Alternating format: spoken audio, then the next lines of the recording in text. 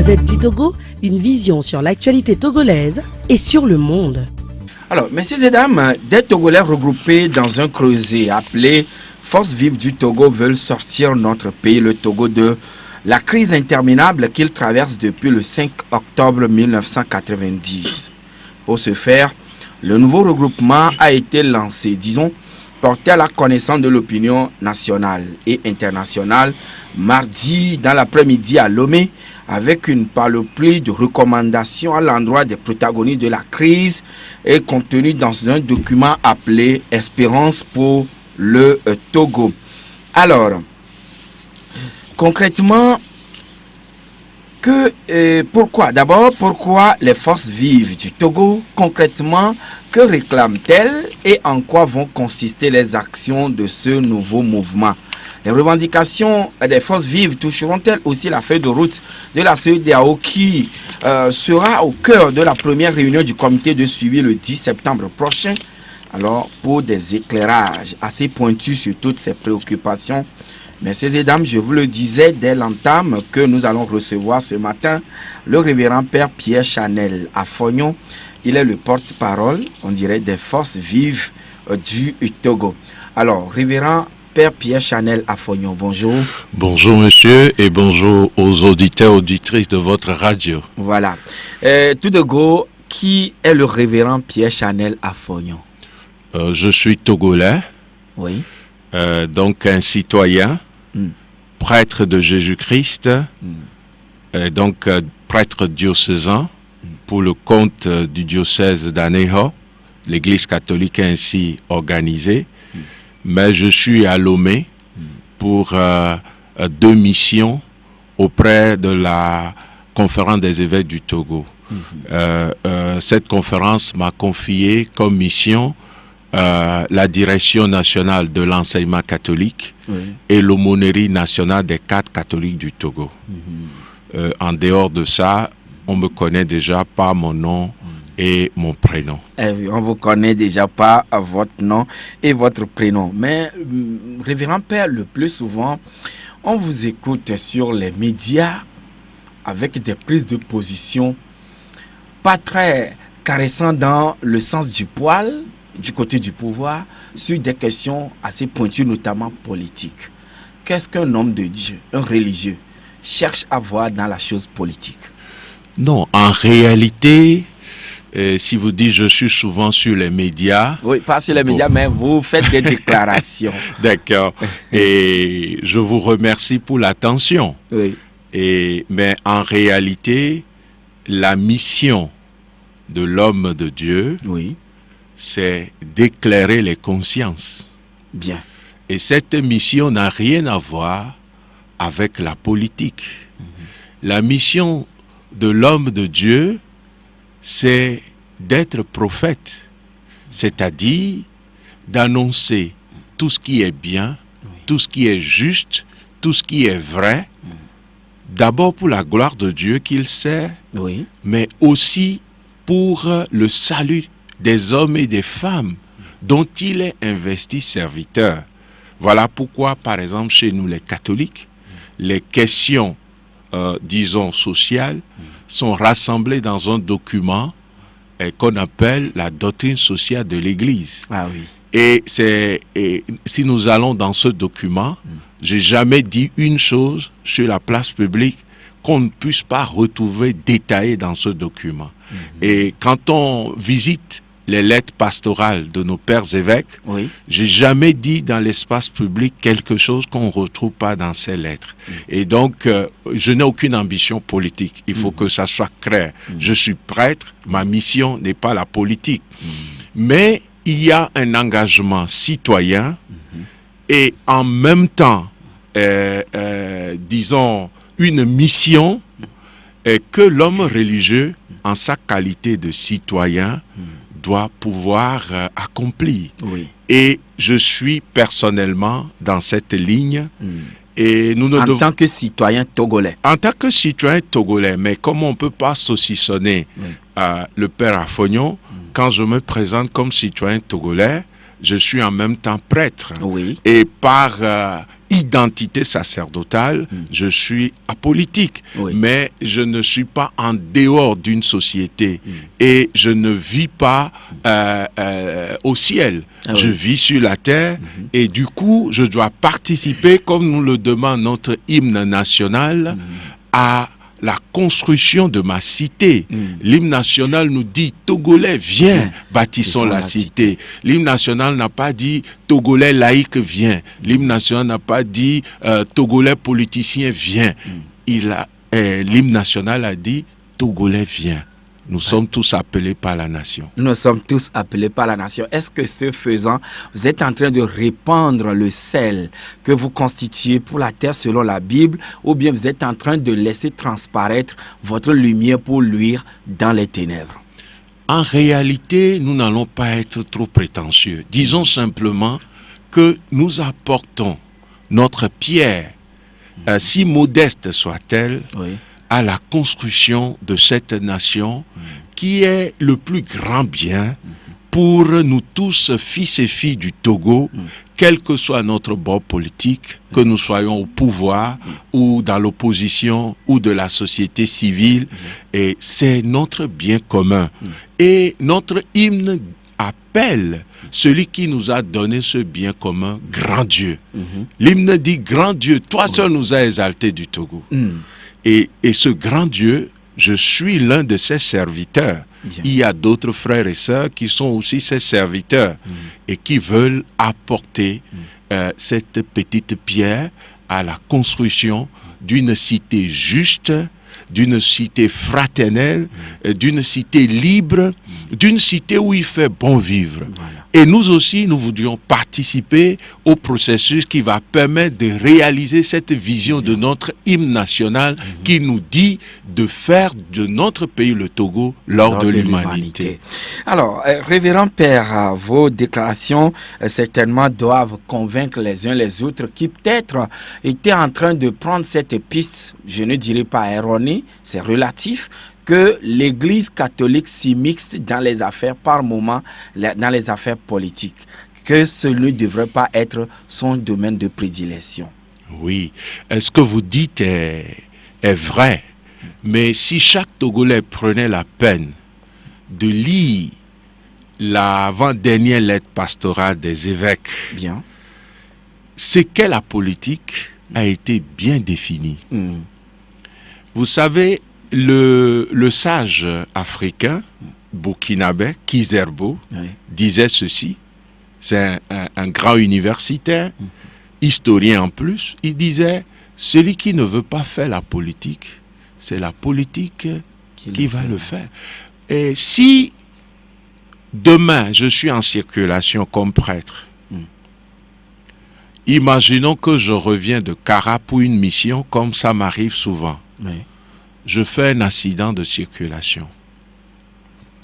Est-ce que c'est politique de travailler avec les politiques pour que dans n'importe quel hôpital public où je vais être reçu, je puisse être bien soigné?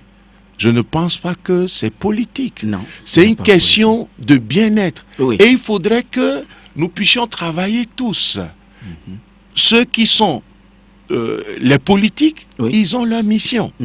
Mais nous, comme citoyens, quelle que soit notre conviction religieuse et notre appartenance, nous devons aussi apporter notre pierre à l'édifice. Oui, à l'édifice. Et si, au Togo, pendant longtemps, derrière le concept politique, on a essayé d'installer une forme de délit, je crois que chaque citoyen et citoyenne de notre pays doit pouvoir comprendre qu'on ne vit jamais dans une cité sans faire sa part. Sans être concerné par les affaires de cette cité. De cette cité. Oui. Parce que, excusez-moi, si les politiques, ça s'embrase et ils se cognent, mais je suis prêtre, d'accord, mais je ne peux même plus sortir pour aller annoncer la parole de Dieu si on me dit une rue est bloquée. Je ne le souhaite pas. Oui. Et le grand Dieu que nous servons ne permettra jamais que cela arrive. Mais imaginons qu'il y a une violence et que moi, comme prêtre, je suis en paroisse. cette violence peut venir jusque dans ma paroisse. Oui. On a vu ça ailleurs. On l'a vu au Rwanda, Centrafrique. on l'a vu au Burundi, on l'a vu en Centrafrique, on l'a vu même récemment au Niger, quand des provocations à l'endroit de la communauté musulmane ont amené les gens à se soulever. Ils ont brûlé des églises. Vous voyez, du coup, nous n'allons pas continuer à dire que les affaires de la cité, nous allons les abandonner dans les mains exclusives du politique. Le politique doit faire sa part. Mais chaque citoyen et citoyenne doit aussi s'engager pour le bien-être de l'ensemble. Donc, qu'on soit religieux ou pas, nul n'est autorisé ou ne doit se permettre de rester passif devant les situations peut-être parfois injustes dans la cité et qui engagent tout le monde. Cela est clair. Nous ne pouvons pas, parce que ce n'est pas d'abord la religion qui nous interpelle. C'est d'abord notre conscience. Si notre conscience est bien formée, devant le mal, elle doit se réveiller et dire « ce n'est pas bien ».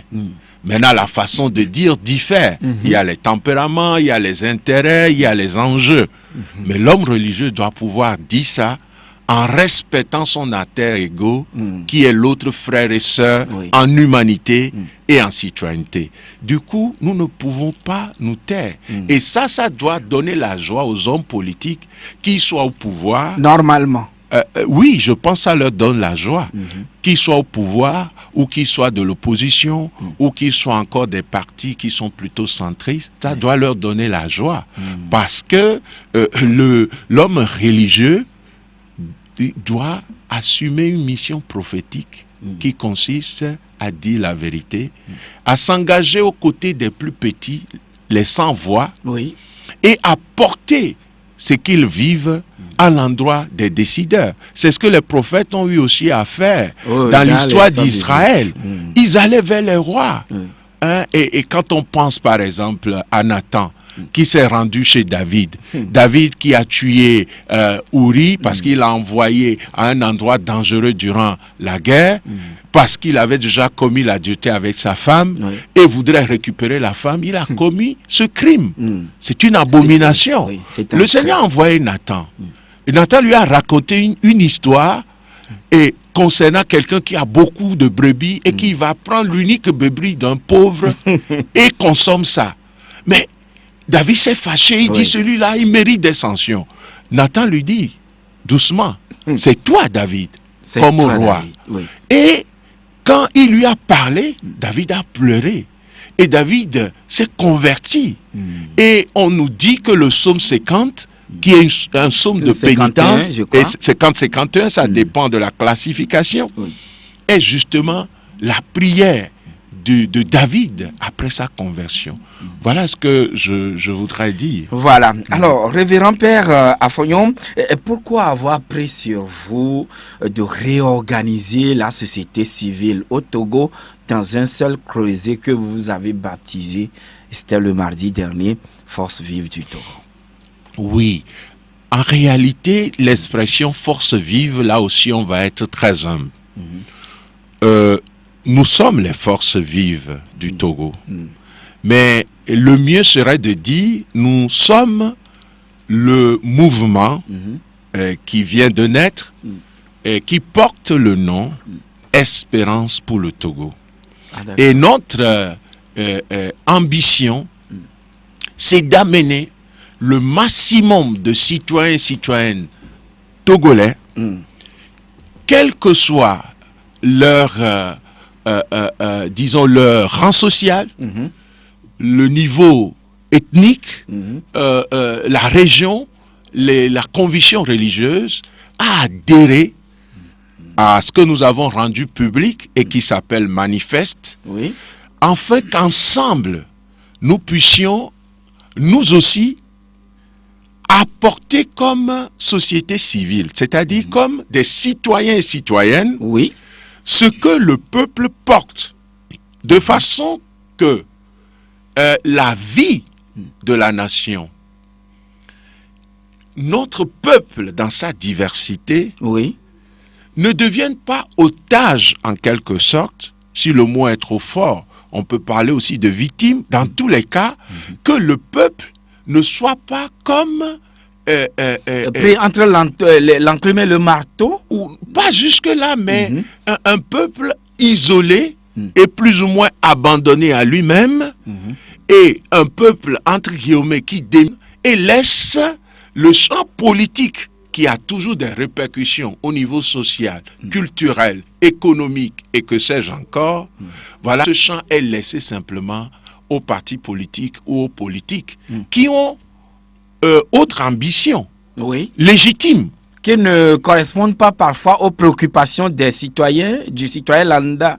Bon, ça peut être aussi ça, mais ce que je voudrais dire, c'est que l'ambition des hommes politiques, c'est d'avoir des stratégies de conquête du pouvoir et de l'exercice du pouvoir. Vous comprenez? C'est pas du tout l'ambition de la société civile. Moi, je ne serai jamais président de la République.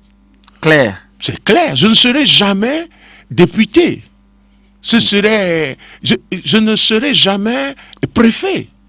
C'est-à-dire que, mais est-ce que je dois attendre d'être président de la République avant d'apporter moi aussi ma pierre à la construction de notre Togo?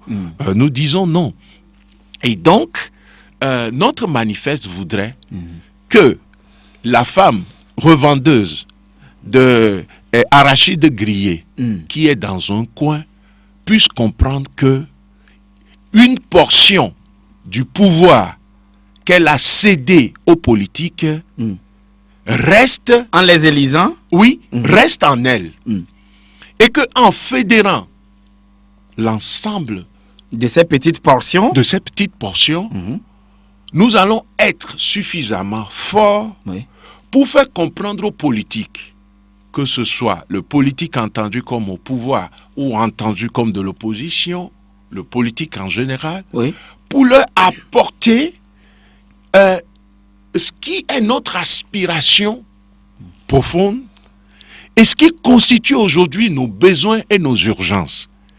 Et notre mouvement lance l'appel donc à tous les fils et filles de notre pays pour ça. Et ce n'est orienté contre personne. Oui, justement, c'est ça ma question, puisque les citoyens sont multicolores. Oui. Il y a une frange du côté du parti au pouvoir, une frange également acquise à l'opposition. Maintenant, chacune des deux parties a quand même des aspirations qui lui sont propres. Mais en le voulant ainsi, c'est-à-dire les rassembler tous dans un seul creuset, pensez-vous que cela pourrait éventuellement être possible? Nous avons dans notre mouvement Espérance pour le Togo des valeurs. Et ces valeurs, et ceux qui ont fondé notre nation nous l'ont déjà laissé. Et quelles sont ces valeurs, révérend Père? Je vais y revenir tout à l'heure, mais j'invite chaque Togolais et Togolaise, particulièrement les jeunes, tous ceux qui savent lire, à prendre un matin ou un soir 10 minutes pour relire chaque phrase de notre hymne national et méditer cela. C'est très dense. Le deuxième couplet nous dit: dans l'unité, nous voulons te servir. C'est bien là de nos cœurs le plus ardent désir. Et donc, les pères fondateurs de notre nation n'ont pas donné place à la division des enfants de ce pays. Bien. Ce n'est pas ça la valeur. Je n'ai pas cité la Bible. Je n'ai pas cité le Coran. Je n'ai pas cité... un manifeste d'un parti politique. Et je n'ai même pas cité l'oracle d'une divinité traditionnelle, puisque en notre sein, il y aura l'ensemble des réalités de notre peuple. Voilà pourquoi notre manifeste dit clairement que pour nous, la différence est une richesse. La différence est une richesse. Est une richesse. Nous disons ceci. Nous, femmes et hommes, issus de diverses ethnies et régions du Togo, provenant de toutes les conditions sociales, professant diverses religions, appartenant à diverses organisations de la société civile, reconnaissons que cette diversité nous enrichit mutuellement et met plutôt en relief ce qui nous rassemble. Et Ça met plutôt en relief ce qui nous rassemble. Ce qui nous rassemble. Comment on va vouloir un peuple qui soit constitué simplement des hommes et des femmes qui ont une pensée unique? Mais c'est très grave si on pense ce n'est pas possible. Ce n'est pas possible. Parce que la différence même, comme religieux, je dirais, est voulue par le Créateur. Et plus que ça, la différence est acceptée par les sociétés depuis la nuit des temps comme une valeur. Dans une société, on est homme ou femme. C'est une différence. Dans une société... Et Dieu même l'a ainsi institué. Voilà, mais si quelqu'un pense qu'en évoquant Dieu, ça le dérange, il peut aller prendre l'histoire des peuples. Les peuples se sont organisés, même les peuples traditionnels, se sont organisés autour des valeurs. Et l'éducation, par exemple, des enfants repose sur des différences.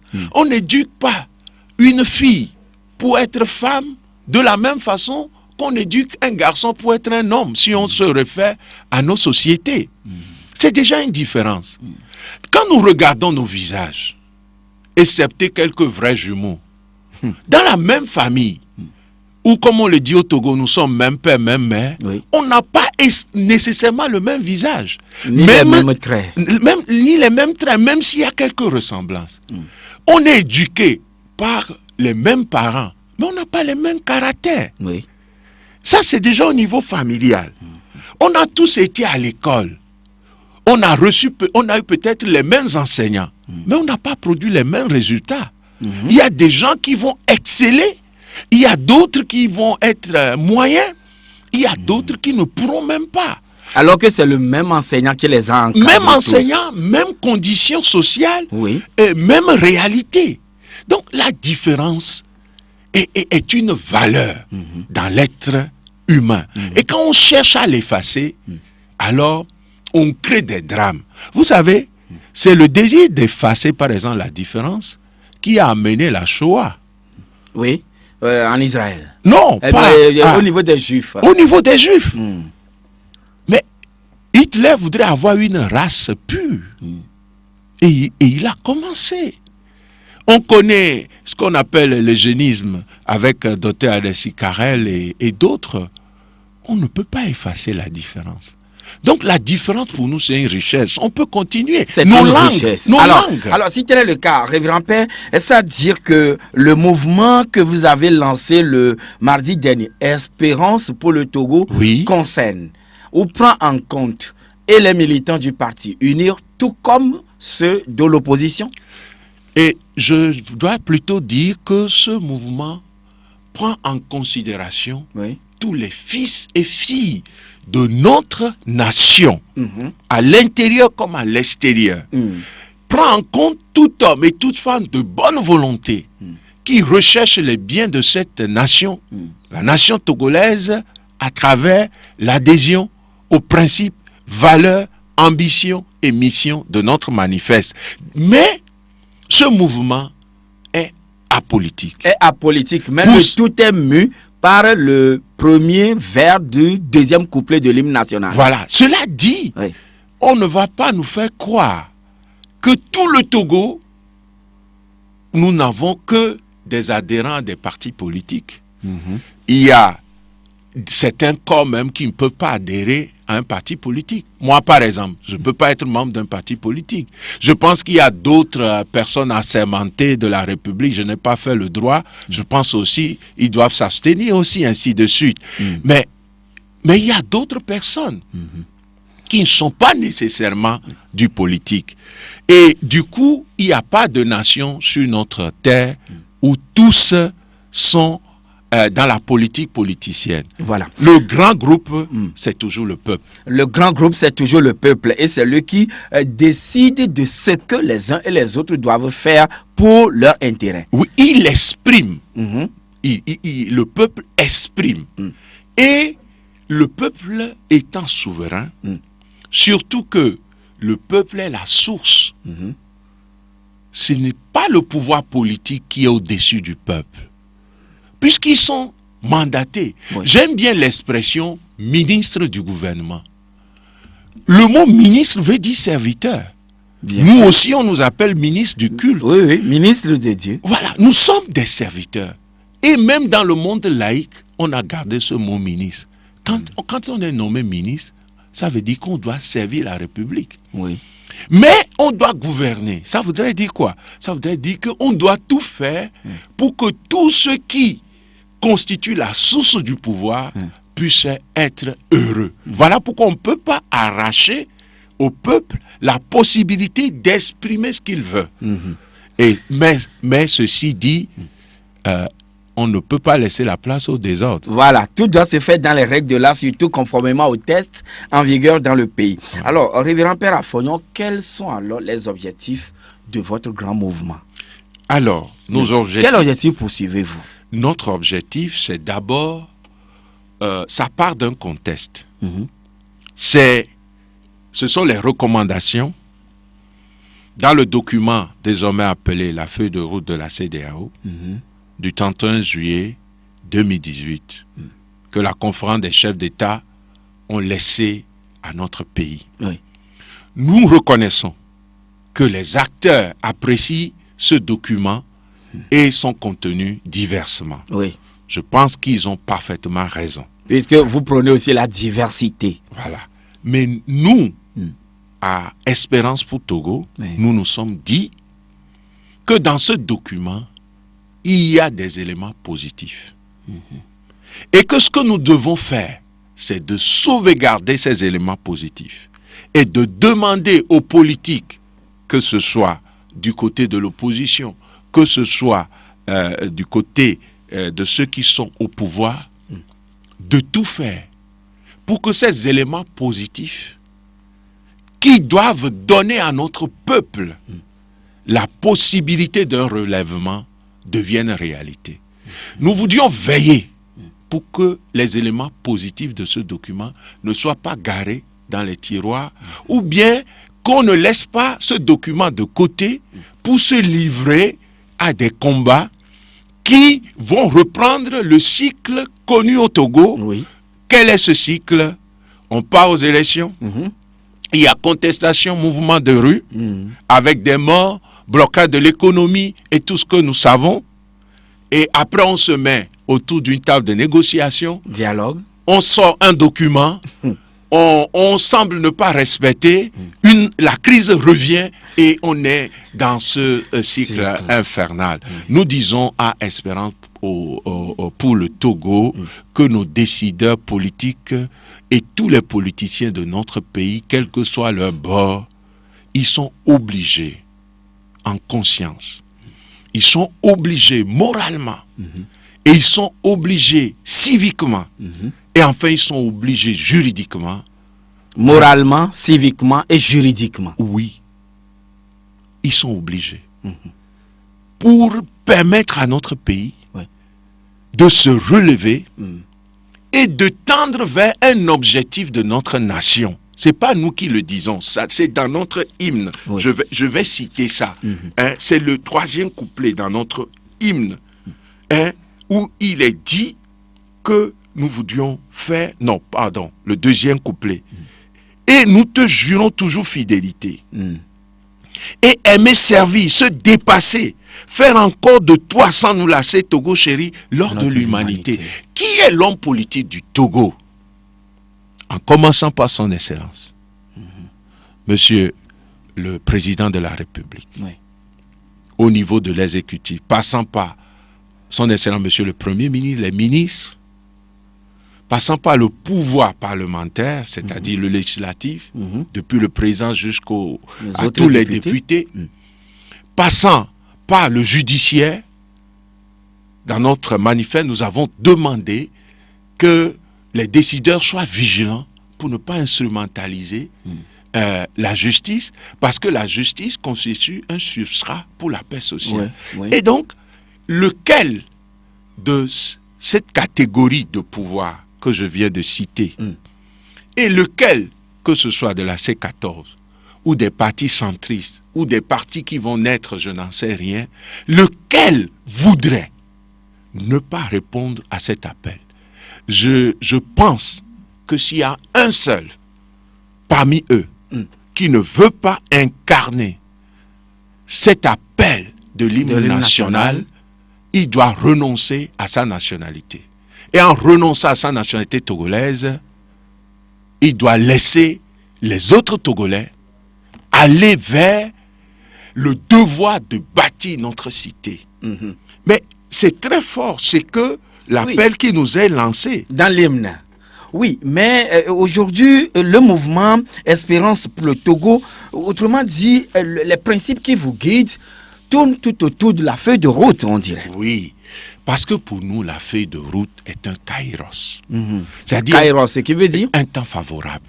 Fait du grec, excusez-moi. Non, il n'y a pas de souci. Voilà. Et un temps favorable. Vous savez, dans la vie de... Il y a eu des documents de par le passé. Oui. Mais pourquoi la feuille de route, cette fois-ci, capte aussi intensément votre attention et vous mobilisez aujourd'hui les Togolais à se rassembler tout autour de cette feuille de route afin que cela soit implémenté dans le pays? Oui, en réalité, dans l'histoire de tous les peuples, il y a toujours des moments importants. Oui. Et quand ces moments importants arrivent, soit c'est des leaders charismatiques qui se saisissent pour communiquer au peuple que nous sommes dans un moment favorable, soit ce sont les leaders politiques ou d'autres forces de la nation. Alors, nous constatons que jusque-là, en réalité, les moments favorables pour notre pays sont souvent accaparés par le politique. Et nous disons que les acteurs politiques ont fait des efforts. Nous pensons que au niveau du parti politique qui est au pouvoir, ils ont aussi fait des efforts. Au niveau des partis de l'opposition, ils ont fait des efforts. La preuve, c'est que l'ensemble de ces partis ont eu à se retrouver pour essayer de dialoguer. Mais malheureusement, pas entre eux seuls. Voilà. Bon, est-ce que c'est malheureux? Je vais y venir tout à l'heure. Ils ont eu à chercher le dialogue. Quand ils voyaient, pour montrer les efforts des uns et des autres, je parle du politique. Bien. Quand ils voyaient peut-être qu'ils n'allaient pas s'entendre, tout en étant fils et filles de la même patrie qui les appelle à l'unité pour la servir, ils ont fait appel à des médiations. Ce qui n'est pas mauvais. Même dans une famille, comme on le dit au Togo, on est même père, même mère. Mais quand tu es en conflit avec ton frère ou ta soeur, à un moment, tu peux demander à une tante, tu peux demander à un ami de la famille de venir régler le différend. De venir vous aider. Oui. C'est ce qui a été fait. Et nous félicitons ceux qui ont fait appel à cette médiation. Les pays, comme j'ai eu à dire à l'allocution d'ouverture de notre rencontre publique, la toute première, le mardi passé, ceux qui sont autour de nous et qui incarnent aussi l'autorité et qui représentent leur peuple dans l'organisation sous-régionale qu'est la CEDEAO, se sont donné la peine, au cours d'une conférence des chefs d'État, de nous indiquer des chemins. Oui. Et, monsieur le journaliste, Joachim, s'il vous plaît, est-ce que quand quelqu'un t'indique un chemin, par exemple ce matin en venant dans votre studio, je me suis perdu parce que je ne connaissais pas. Bien sûr. J'ai dû demander au moins à 3 personnes. Mais quand ils m'ont indiqué la route, j'ai dû écouter, j'ai exécuté ce qu'ils m'ont dit, et je suis arrivé dans votre studio. Tout bonnement. Tout bonnement. Comment est-ce que des frères et sœurs qui ont aussi leurs problèmes, mais ils ont pensé que, comme dit l'adage, quand tu vois la maison de ton frère brûler, il faut l'aider. Il faut l'aider, c'est un devoir. Qui sont venus travailler avec nous. C'est vrai, on n'a pas associé la société civile, mais ce n'est pas ça le plus important pour moi. Mais ils ont travaillé avec les politiciens. Ils ont indiqué dans la feuille de route des chemins. Même s'il n'y a pas un chronogramme, ce n'est pas d'abord ça qui doit empêcher les acteurs togolais d'aller plus loin. Ils peuvent s'entendre pour mettre tout ça dans un chronogramme et avoir une véritable feuille de route. Mais si on ne prend pas le chemin indiqué, on risque de tourner en rond, de ne jamais arriver à destination. Autrement dit, les chefs d'État de la CEDEAO ont déjà, on dirait, accompli leur mission et il revient maintenant aux Togolais eux-mêmes de suivre les instructions ou disons les recommandations qu'on leur a données. Il est très important que les acteurs politiques du Togo, que ce soit ceux qui sont au pouvoir ou que ce soit ceux de l'opposition, qui puissent s'asseoir pour le bien de ce pays. C'est urgent. Mais ils ne le font pas. Parce qu'on leur a indiqué des chemins. Il faut qu'ils arrivent à prendre ces chemins. Qu'ils essaient d'oublier leur intérêt. Les petits calculs. Et liés au fait qu'ils sont partis politiques. Parce que pour qu'ils puissent conquérir le pouvoir et l'exercer en vue de la prospérité de notre pays, il est important que le peuple qui va leur donner mandat soit un peuple debout. Un peuple qui soit capable de vivre dans la dignité. C'est tellement important. Voilà pourquoi moi... Il le faut d'abord, avant de le solliciter, à ce qu'il s'exprime en leur faveur ou en leur défaveur peut-être. Oui, mais en plus, il nous a été dit ici que ces frères et sœurs de la sous-région, permettez que je les appelle comme ça, bien sûr, vont se mettre en comité pour nous suivre. Mais on ne peut suivre que des acteurs qui sont en mouvement et recherchent une certaine synergie. Oui. Mais si chacun reste dans son camp, on va suivre quoi et qui? Voilà pourquoi nous disons aujourd'hui, il faut une adhésion massive à notre mouvement pour que nous soyons comme la voix qui exige de nos hommes politiques, quel que soit leur bord, de prendre les bons chemins indiqués en se disant qu'on ne va pas résoudre tous les problèmes du Togo à 100%, tout de suite, mais ça va arriver. Et pour aboutir à quelle ambition précise, Révérend Père, vous allez nous répondre à cette question, mais on va marquer une pause. Audi Actu, c'est du lundi au vendredi de 7h à 8h20 sur Victor FM. Retour donc en studio avec notre invité de ce matin, c'est le Révérend Père Pierre Chanel Afognon, et nous parlons avec lui du mouvement Espérance pour le Togo. Et tout à l'heure, Révérend, je vous posais la question de savoir quelles sont concrètement vos ambitions alors? Oui. Au regard de tous les détails, développement que vous nous aviez fait. Oui. Je vais me référer à notre document pour question de fidélité. Quand nous prenons notre manifeste, nous avons des objectifs communs. D'abord, obtenir une feuille de route plus élaborée et avec des jalons temporels clairs. Donc, nous faisons allusion au chronogramme qui permettra aux citoyens de suivre ce qui se fait. Parce que quand il n'y a pas un chronogramme clair par rapport à tous les éléments positifs, il est difficile de savoir est-ce qu'on a déjà fait ça, est-ce qu'on n'a pas fait. Le suivi que le peuple doit faire sera difficile. Et puis, avoir des bases et des démarches d'un processus consensuel autour de la feuille de route. C'est important. Il ne sert absolument à rien que des fils et filles d'un même pays ne puissent pas être ensemble pour mettre en place un processus. Oui, ceci étant, êtes-vous en train de prôner la révolution ou bien un affrontement des citoyens vis-à-vis donc du pouvoir public? Oh non, pas du tout. Pas du tout. Nous ne sommes pas en train de prôner une révolution. Loin de là, que personne n'ait ça en tête. Nous ne sommes pas non plus en train d'organiser un affrontement ou mettre en place une stratégie contre le pouvoir ou bien pour conquérir le pouvoir. Je voudrais rassurer tous les acteurs politiques qui sont au pouvoir, en commençant par le chef de l'État, son Excellence notre président. Non, nous n'avons pas l'intention du tout. Et puis, on pourrait se poser la question, qui est derrière ce mouvement? Voilà pourquoi je me permets de vous poser cette question. Alors, derrière ce mouvement, nous l'avons dit, il y a un kairos, un événement favorable. Et nous l'avons bien signifié. Ce sont les éléments positifs de la feuille de route. il n'y a pas un individu derrière.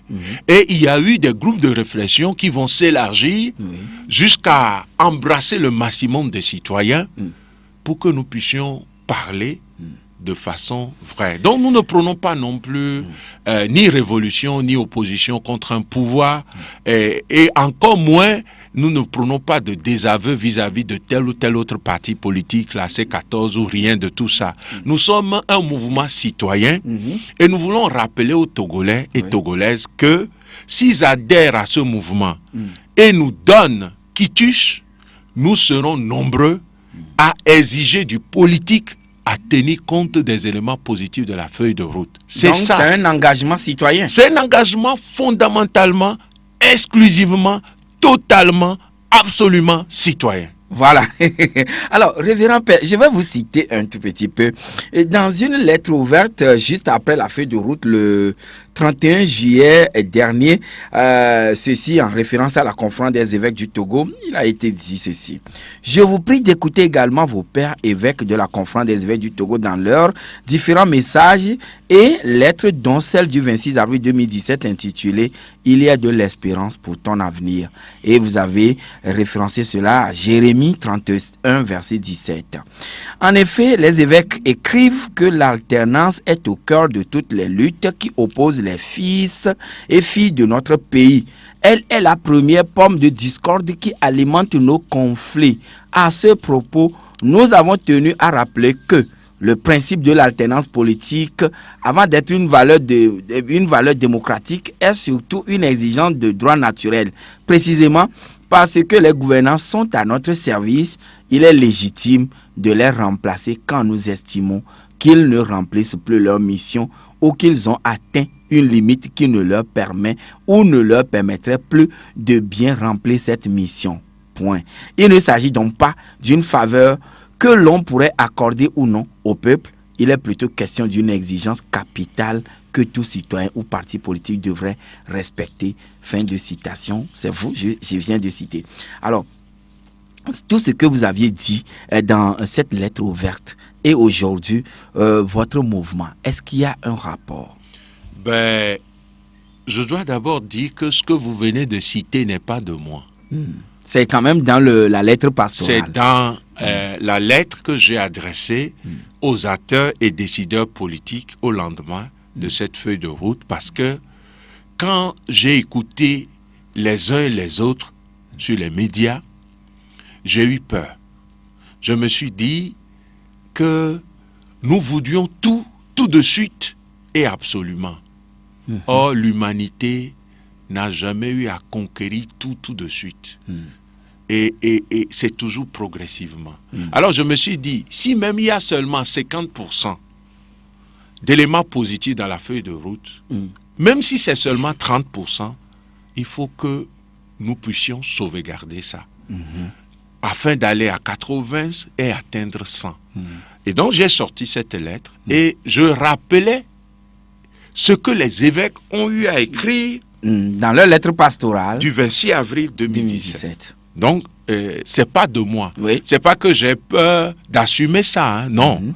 Mais en citant les évêques, c'est une institution, par respect pour eux, et pour ne pas tomber aussi dans le péché intellectuel qu'on appelle plagiat, il vaut mieux dire que ce sont les évêques qui ont dit ça. Cela dit, les évêques ont posé un diagnostic et ils ont voulu indiquer un chemin. Et ils nous rappellent une vérité ontologique, c'est-à-dire une vérité fondamentale, essentielle. C'est l'alternance. C'est que tout passe. Si le mot alternance, tout passe. Si le mot alternance dérange, on met simplement tout passe. C'est comme ça que l'humanité est créée. Des grandes civilisations sont passées. Aujourd'hui, on n'a plus la civilisation sumérienne, on n'a plus la civilisation égyptienne, on n'a plus romantique. C'était de puissantes civilisations. Les hommes passent. Regardons dans l'histoire. Même des rois qu'on croyait immortels sont passés. Donc, le changement qu'on peut appeler alternance, c'est quelque chose qui est naturel, disent les évêques. Rien n'est éternel. Seul Dieu est éternel. Oui. Il n'a ni commencement ni fin. Vérité incontournable. Mais tout ce qui est humain a une fin. Et si nous entrons dans cette sagesse, nous devons comprendre que, en fait, les hommes politiques doivent comprendre que ce qu'ils font, c'est simplement une mission. Et une mission, elle se reçoit. Et quand on reçoit une mission, on rend compte. Et quand on rend compte et qu'on n'est pas confirmé, ce n'est pas un problème. On peut dire avec joie, j'ai fait de mon mieux. Voilà. Et J'ai fait ma part. J'ai fait ma part pour Comme mon pays. le dira Monseigneur Barriga. Voilà, j'ai fait ma part pour mon pays. Donc c'est ce que les évêques veulent rappeler. Et des fois, on a l'impression que nous oublions cette vérité fondamentale. Oui, justement, révérend Père, c'est vrai, vous parlez de votre manifeste, ou disons de votre mouvement Espérance pour le Togo, mais quand même, par rapport à la feuille, comme tout s'articule autour de la feuille de route, Oui. alors la feuille de route semble être mise en branle, si on peut le dire ainsi, parce que le pouvoir dit allons aux élections et toutes les énergies convergent vers là, parlant de la CENI et son travail. Oui. Quel regard jetez-vous sur ce qui se fait à ce niveau? Parce que ça constitue aussi une pomme de discorde entre les deux portions, disons les deux protagonistes. Oui. Et je crois que il a été souhaité, et notre mouvement reprend ça, que si nous prenons la bonne version, si nous prenons la bonne version, il est demandé un certain nombre de choses avant les élections, Oui. pour que les élections soient crédibles. Moi, je pense que nous pensons qu'il faut nécessairement que le politique en général et ceux qui sont au pouvoir en particulier puissent penser à l'intérêt supérieur de la nation et faire en sorte qu'une date ne devienne pas à nouveau source d'une autre crise, mais que plutôt le travail de qualité qui doit se faire puisse se mettre en branle. Et ensemble, comme des acteurs politiques, ils vont concrétiser la question de la date. C'est parce qu'il y a eu problème qu'ils se sont retrouvés. Ils ont déployé leur énergie. Des frères et sœurs nous ont aidés et ont indiqué une date. Alors, Et c'est cette date qui pousse la CENI à courir à une vitesse vertigineuse, oui, j'ai une... qui met mal à l'aise l'autre protagoniste de la crise. Oui, il me semble que ce soit la C14 ou les autres partis politiques et que ce soit le pouvoir, Oui.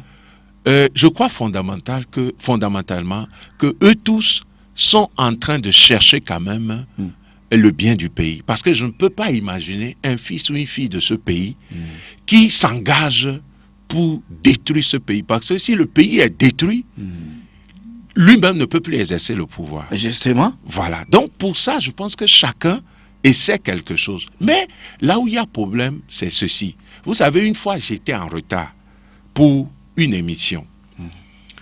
Et je connaissais bien le lieu. Mais j'allais tellement vite que j'ai dépassé le panneau qui indiquait le lieu. Ça a fait 15 minutes avant que je ne me rende compte, j'étais très loin.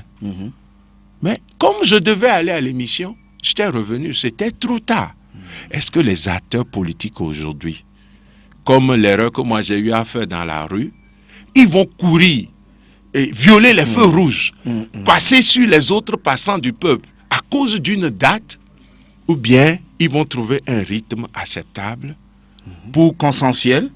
de façon à ce que quand nous allons sortir des élections, quand un seul Togolais va se lever pour dire je ne suis pas d'accord, que plus de 6 millions de Togolais lui tapent du poing sur la tête en disant tu es un désordonné. Voilà. C'est ce qui doit animer les hommes politiques. C'est ce qui doit les animer. À notre avis, tous. Parce que si on oublie cet aspect, on va continuer à ouvrir. Oui, mais les choses se font dans la précipitation. Ça peut faire craindre ou redouter un petit lendemain qui ne serait pas en train de permettre à nous, peuple, de pouvoir nous sentir à l'aise chez nous. Bon, d'accord. Si c'est le cas, moi je dis, imaginons, nous sommes à peu près 7 millions de Togolais. Oui. Si 5 millions de Togolais adhèrent à notre manifeste, nous devenons une force incontournable vis-à-vis des hommes politiques. Sûr. Et nous serons obligés de leur dire de tenir compte de nous, parce que nous les avons mandatés. J'ai ici devant moi la Constitution togolaise. Tout à l'heure, je pourrais lire quelques articles, mais permettez que je lise l'article 2 qui dit « La République togolaise assure l'égalité devant la loi de tous les citoyens sans distinction d'origine, de race, de sexe, de conditions sociales ou de religion. Elle respecte toutes les opinions politiques, philosophies ainsi que toutes les croyances religieuses. Son principe est le gouvernement du peuple, par le peuple, pour le peuple. » Alors, au nom de ce principe... Ça, c'est la constitution de la République togolaise. Oui, c'est le numéro 2. Bien évidemment. On n'est pas à la télé pour que les gens voient que je n'ai pas falsifié. Et j'aimerais qu'on puisse lire, peut-être le temps ne le permet pas, mais quand nous prenons l'article 3 de notre Constitution, l'alinéa 2, en expliquant notre armoirie, le texte dit « Les 2 jeunes lions représentent le courage du peuple togolais. Ils tiennent l'arc et la flèche, moyen de combat traditionnel, pour montrer que la véritable liberté du peuple togolais est dans ses mains et que sa force réside avant tout dans ses propres traditions. Les lions debout et adossés expriment la vigilance du peuple togolais dans la garde de son indépendance, du levant au couchant. Mais nous avons tout. Fort. Nous avons tout.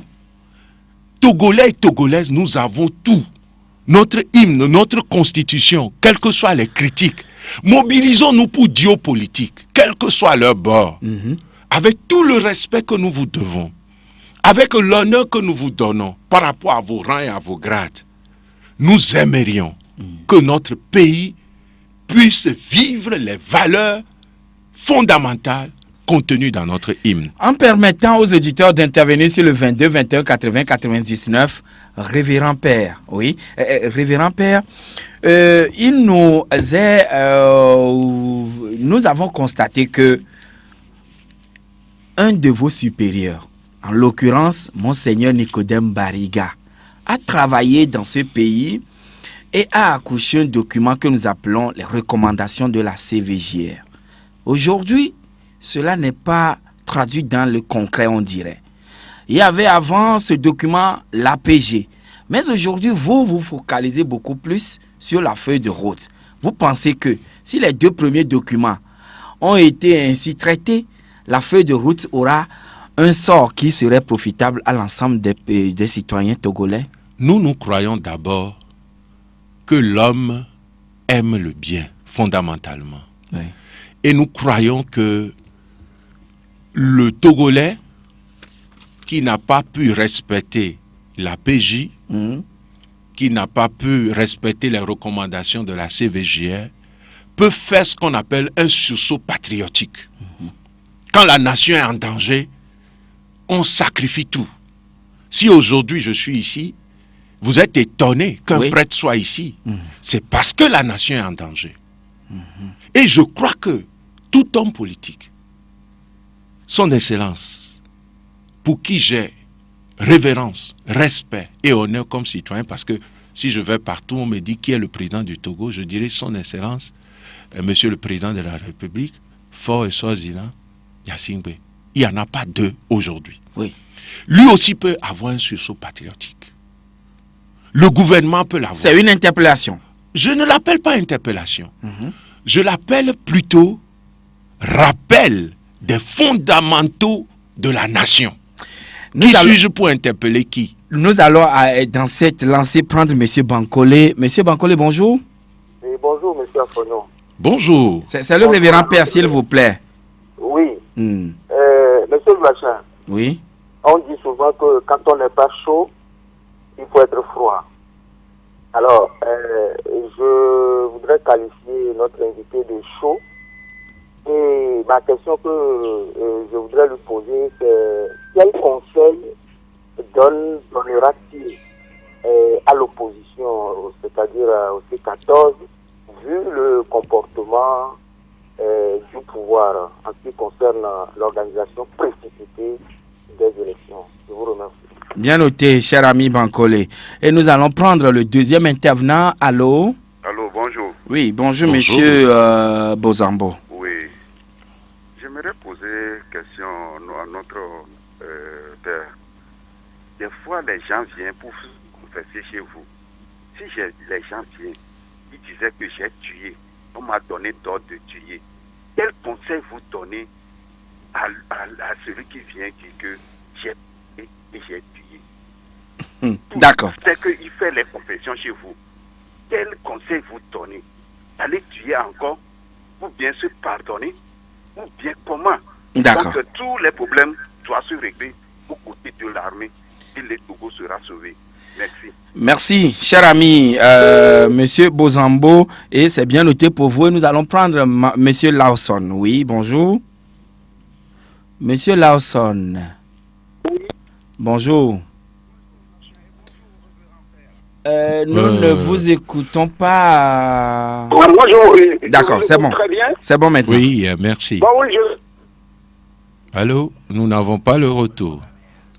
Oui, le retour, vraiment, nous ne l'écoutons pas, Monsieur Lawson. Malheureusement, ça ne peut plus passer, mais... Il va essayer après. Oui, on revient donc en studio. D'abord, Bozambo disait tout de suite, Oui. les gens viennent faire des confessions chez vous, Oui. en tant qu'homme de Dieu. Oui, Alors, quel conseil vous leur donnez? oui. Parce que ils ont tué et ils viennent faire les confessions. Oui. Qu'est-ce que vous leur dites?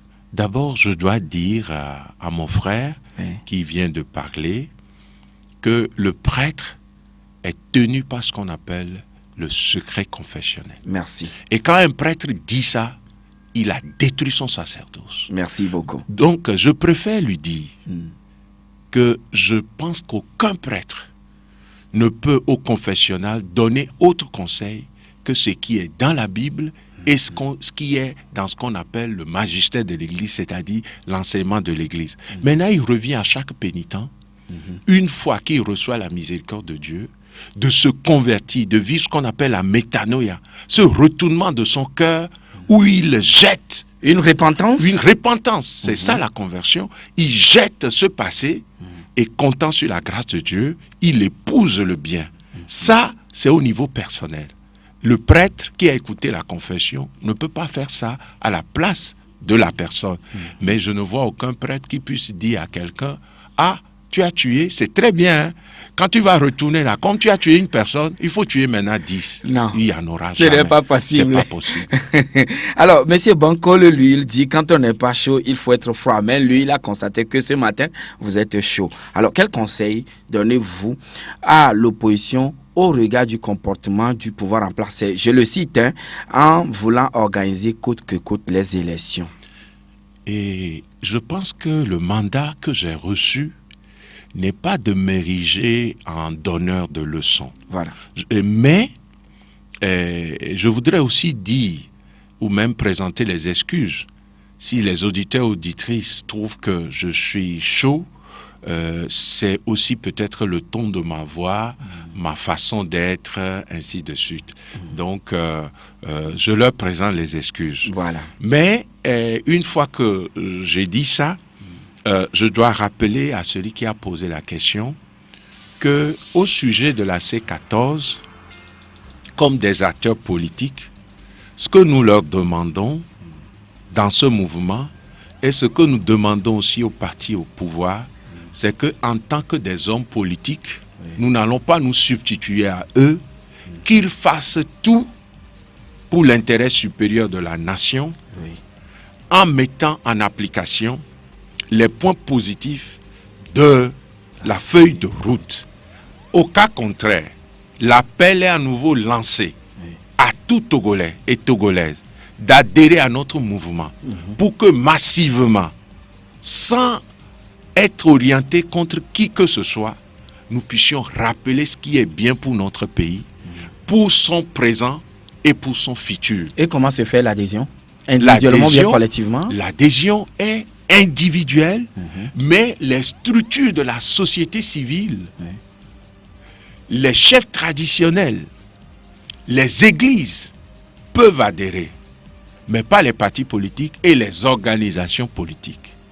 Donc, la fiche d'adhésion est disponible. Bientôt, on l'aura aussi en ligne. Mais il faut d'abord que les Togolais lisent notre manifeste. avant de s'adhérer, nous ne sommes pas en train de faire de la publicité pour avoir des gens. Nous voulions des hommes et des femmes togolais debout dans la vérité. Dans un engagement citoyen, vous l'avez dit. C'est ça. Révérend Père Afognon, nous sommes à la fin de l'émission. En quelques secondes, votre conclusion. Ma conclusion serait simplement de remercier tous les acteurs politiques de notre pays, d'interpeller la société civile, les autorités et leaders religieux, d'interpeller les chefs traditionnels et les garants des us et coutumes de notre pays et d'interpeller chaque citoyen, jusque dans les hameaux, de s'engager pour qu'avec ce mouvement, nous soyons vraiment une force alternative qui impose le bien supérieur de notre nation aux politiques. Merci beaucoup. Et merci à vous. Que Dieu vous bénisse. Amen. Et qu'il vous bénisse également. Amen. Merci à School. Derrière la baie vitrée, c'est fini. Merci de dames. Était donc notre invité ce matin, le révérend Père Pierre Chanel Afognon, porte-parole du mouvement Espérance pour le Togo. La Gazette du Togo, une vision sur l'actualité togolaise et sur le monde. Rejoignez-nous sur le www.lagazettedutogo.com ou sur nos comptes Facebook, Twitter et YouTube. Pour tout contact, écrivez à contact@lagazettedutogo.com ou appelez le 92 80 88 53. La Gazette du Togo, c'est l'information en continu.